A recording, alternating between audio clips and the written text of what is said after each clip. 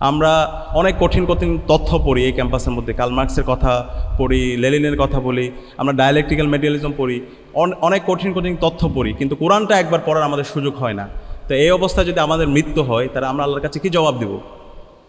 তো সে কারণে আমরা এই রমজানে, যারা এখন পর্যন্ত কোরআনটা অর্থসহ শেষ করে নাই, এই রমজানে আমরা চেষ্টা করব কোরআনটা অর্থসহ শেষ করার জন্য এবং এই কোরআনের উপর আমল করার জন্য। একই সাথে সার্বক্ষণিক দোয়া এবং জিকিরের মধ্যে থাকার চেষ্টা করা, সার্বক্ষণিক দোয়া এবং জিকিরের মধ্যে সবসময় পুত পবিত্র অবস্থায় থাকার চেষ্টা করা। এটা হচ্ছে আল্লাহ ইসলামের অনেকগুলো হাদিস আছে, বুখারী এবং মুসলিম শরীফের যদি আপনারা হাদিসগুলো পড়েন, কিতাবুত তাহারাত, অসংখ্য হাদিস আছে। আল্লাহ ইসলামকে জিজ্ঞেস করেছিল, হে আল্লাহ রাসূল, কিয়ামতের ময়দানে এখানে তো লক্ষ নবীর উম্মত থাকবে, সেখানে আপনি উম্মতে মুহাম্মদীকে কীভাবে চিনতে পারবেন? তখন আল্লাহ ইসলাম বলেছেন, আমার উম্মতে মুহাম্মদীর সেদিন চেহারাগুলো এবং তাদের অঙ্গ প্রত্যঙ্গগুলো ঝলমল করবে অজুর কারণে। তো সে কারণে আমরা সবসময় অজু অবস্থা থাকার চেষ্টা করব। আপনারা জানেন 2024 সালে ঢাকা বিশ্ববিদ্যালয়ে এই দাওয়া অ্যাসোসিয়েশন কর্তৃক এনএক্স ফ্যাকাল্টির উদ্যোগে প্রোডাক্টিভ রমাদান শিশু একটি আয়োজন করা হয়েছিল। ওই সময়ে ওই প্রোগ্রামে দ্বিতীয় রমজান ছিল, ছাত্রলীগের সন্ত্রাসীরা নৃশংস কায়দায় আমাদের রোজাদার ভাই বোনদের উপর হামলা করেছিল।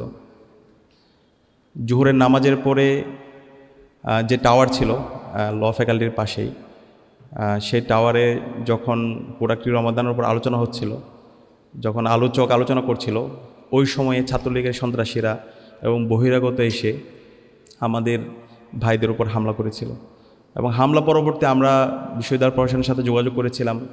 বিশ্ববিদ্যালয় প্রশাসন আমাদেরকে অসহযোগিতা করেছে। আমরা জানতে পেরেছিলাম ওই সময়ে বিশ্ববিদ্যালয়ে যিনি ভিসি ছিল মাকসুদ কামাল, তার নির্দেশে এবং ছাত্রলীগের সন্ত্রাসী সৈকতের মাধ্যমে এবং এই শাহবাগ থানা ছাত্রলীগের মাধ্যমে রোজাদারদের ওপর, শিক্ষার্থীদের উপর তখন হামলা হয়েছিল।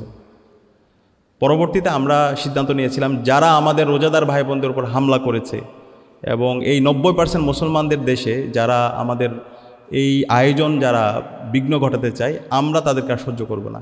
আমরা আমাদের প্রতিবাদ জারি রাখব।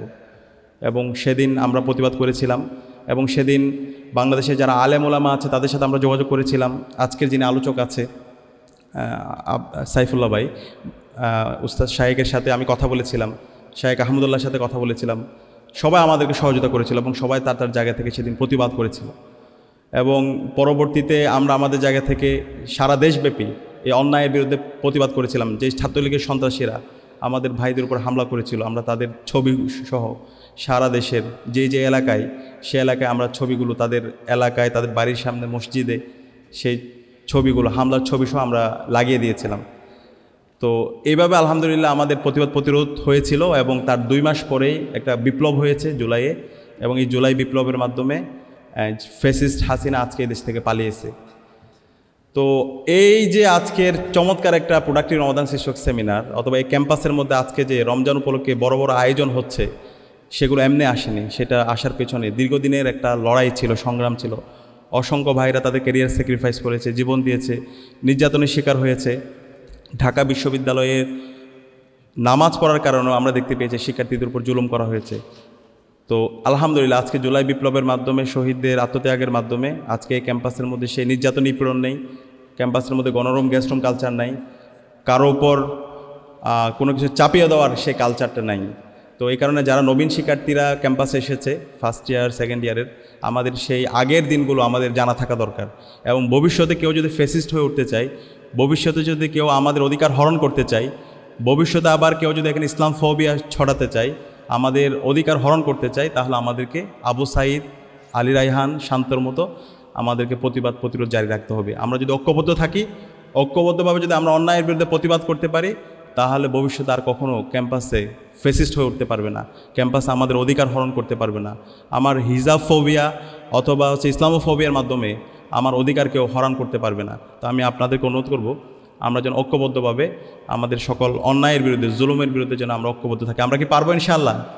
ইনশাআল্লাহ। তো আমি আজকে ঢাকা বিশ্ববিদ্যালয় কেন্দ্রীয় ছাত্র সংসদের পক্ষ থেকে দাওয়া অ্যাসোসিয়েশন এবং ইসলামী ছাত্র শিবিরকে আন্তরিকভাবে ধন্যবাদ জানাচ্ছি। তারা এই প্রোগ্রামটি গত বছরও আয়োজন করেছে, গত বছর ইয়াসির কাদি এসেছিল এবং এই বছরও আয়োজন করেছে। এবং আমরা আশা রাখছি এই প্রোগ্রামটি সবসময় চলতে থাকবে ইনশাআল্লাহ। এবং এই প্রোগ্রামের মাধ্যমেই আমরা আমাদের রমজান এবং রমজান পরবর্তী আমাদের জীবন কীভাবে পরিচালিত হবে সেই জীবনটা আমরা এখান থেকে সঠিক নির্দেশনা পাবো ইনশাআল্লাহ। একই সাথে আমি আপনাদেরকে অনুরোধ করব, আমাদের এই রমজান মাস রহমত মাগফিরাত নাজাতের মাস। রমজান ব্যাপারে অসংখ্য হাদিস আছে। আল্লাহ রাসূল সাল্লাল্লাহু আলাইহি ওয়াসাল্লাম বলেছেন, যে ব্যক্তি রমজান মাস পেল কিন্তু তার গুনাহ মাফ করাতে পারলো না, তার জন্য লানত, তার জন্য লানত, তার জন্য লানত। তো এই রমজান মাসে আমাদের কাজ হচ্ছে আল্লাহর নৈকট্য অর্জন করা, আল্লাহর কাছাকাছি যাওয়ার চেষ্টা করা, আল্লাহর সাথে সম্পর্ক বৃদ্ধি করা। আল্লাহর কাছে যত বেশি সম্পর্ক বৃদ্ধি করা যায়, আল্লাহর কাছে যত বেশি বলা যায়, সেই আল্লাহর নৈকট্য অর্জন করার জন্য যা যা করা দরকার সেই কাজগুলো আমাদের করার জন্য চেষ্টা করা।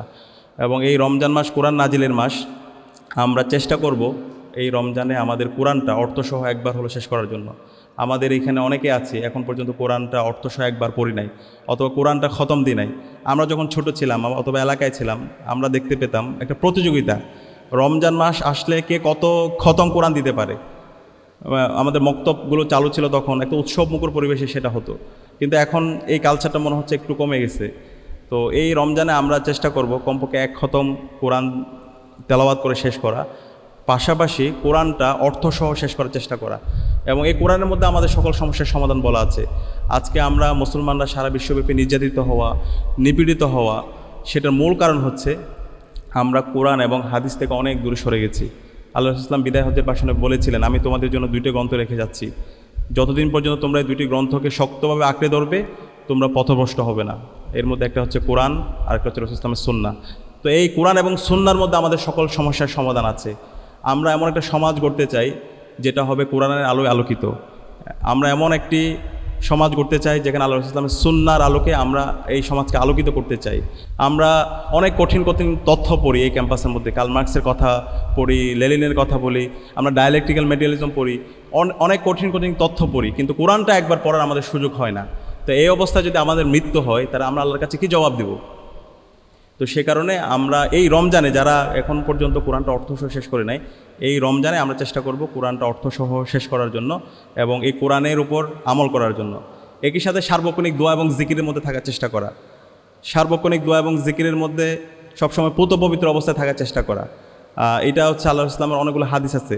বুখারী এবং মুসলিম শরীফের যদি আপনারা হাদিসগুলো পড়েন, কিতাবুত তাহারাত, অসংখ্য হাদিস আছে। আল্লাহ রাসূল সাল্লাল্লাহু আলাইহি ওয়াসাল্লামকে জিজ্ঞেস করেছিল, হে আল্লাহ রাসূল, কিয়ামতের ময়দানে ওইখানে তো লক্ষ নবীর উম্মত থাকবে, সেখানে আপনি উম্মতে মুহাম্মদীকে কীভাবে চিনতে পারবেন? তখন আল্লাহ রাসূল সাল্লাল্লাহু আলাইহি ওয়াসাল্লাম বলেছেন, আমার উম্মতে মুহাম্মদীর সেদিন চেহারাগুলো এবং তাদের অঙ্গ প্রত্যঙ্গগুলো ঝলমল করবে অজুর কারণে।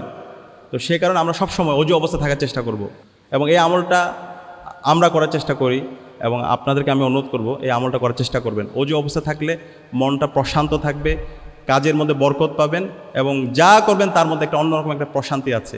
তো আমরা কি পারবো ইনশাআল্লাহ? ইনশাআল্লাহ সবসময় অজু অবস্থা থাকে এবং সার্বক্ষণিক দোয়া এবং জিকির, সুবহানাল্লাহ, আলহামদুলিল্লাহ, আল্লাহু আকবার, এই অবস্থায় সার্বক্ষণিক দোয়া এবং জিকিরের মধ্যে থাকা, ভালো চিন্তা মধ্যে থাকা, ভালো একটা সার্কেলের মধ্যে থাকা। ক্যাম্পাসের মধ্যে এই ভালো সার্কেলটা খুবই গুরুত্বপূর্ণ। আমরা অনেক বন্ধুদেরকে আমরা দেখতে পেয়েছি, তারা দেখা যায় অনেক ভালো চিন্তা নিয়ে ক্যাম্পাসে আসে, কিন্তু আস্তে আস্তে সার্কেল খারাপ হওয়ার কারণে তাদের নৈতিক অধপতন হয়। একসময় তারা হারিয়ে যায়, একসময় তারা জাহেলিয়াতের মধ্যে তারা নিজেদেরকে নিমজ্জিত করে। তো সে কারণে ভালো সার্কেলের মধ্যে থাকা, ভালো চিন্তা করা, ভালো কাজের প্রতিযোগিতা করা, কল্যাণের দিকে মানুষদেরকে ডাকা, এটার জন্য আপনাদেরকে আমি আহ্বান করব। আমরা ইনশাআল্লাহ যতদিন এই দুনিয়ায় বাঁচবো ততদিন কল্যাণের পথে বাঁচবো, সত্যের পথে বাঁচবো এবং এর মধ্যেই আল্লাহ পাক সুবহানাহু ওয়া তাআলা আমাদেরকে অনেক বেশি প্রশান্তি দিবে এবং অনেক বেশি বরকত দিবে ইনশাআল্লাহ। একই সাথে আমি এখানে আপনারা যারা উপস্থিত হয়েছেন, আমি আপনাদেরকে অনুরোধ করব, আমাদের অনেকগুলো প্রতিযোগিতা আয়োজন করা হয়েছে ডাকসুর পক্ষ থেকে, দাওয়া অ্যাসোসিয়েশনের পক্ষ থেকে, ছাত্র শিবিরের পক্ষ থেকে, ছাত্র দলের পক্ষ থেকে রমজান উপলক্ষে। এই প্রতিযোগিতাগুলোতে আপনারা অংশগ্রহণ করবেন। এখন ক্যাম্পাসে এটা হচ্ছে সবচেয়ে পজিটিভ দিক, সকল ছাত্র সংগঠনগুলো প্রতিযোগিতা করছে, সকল ছাত্র সংগঠনগুলো ভালো কাজের প্রতিযোগিতা। তো এই প্রতিযোগিতাগুলোতে আমাদের অংশগ্রহণ করা দরকার। পাশাপাশি নিজেদের উদ্যোগে যদি কোনো কিছু আয়োজন করা যায় সেই আয়োজনগুলো আপনারাও করবেন এবং পাশাপাশি যদি পারা যায় সেহরি করানো, ইফতার করানো, এই সেহরি এবং ইফতার করানোর মধ্যে আল্লাহ তাআলা অনেক বেশি বরকত দিবে। তো সব মিলিয়ে আল্লাহ পাক সুবহানাহু ওয়া তাআলা আমাদের বাকি রমজানের যে সময় আছে সেই রমজানের সময়টা যেন আমরা ঈমান এবং ইহতিসাব সহকারে আমরা পার করতে পারি। আল্লাহ পাক সুবহানাহু ওয়া তাআলা আমাদের সে তৌফিক দান করুক এবং এই রমজানটা যেন আমাদের জীবনের সেরা রমজান হয়, শ্রেষ্ঠ রমজান হয়।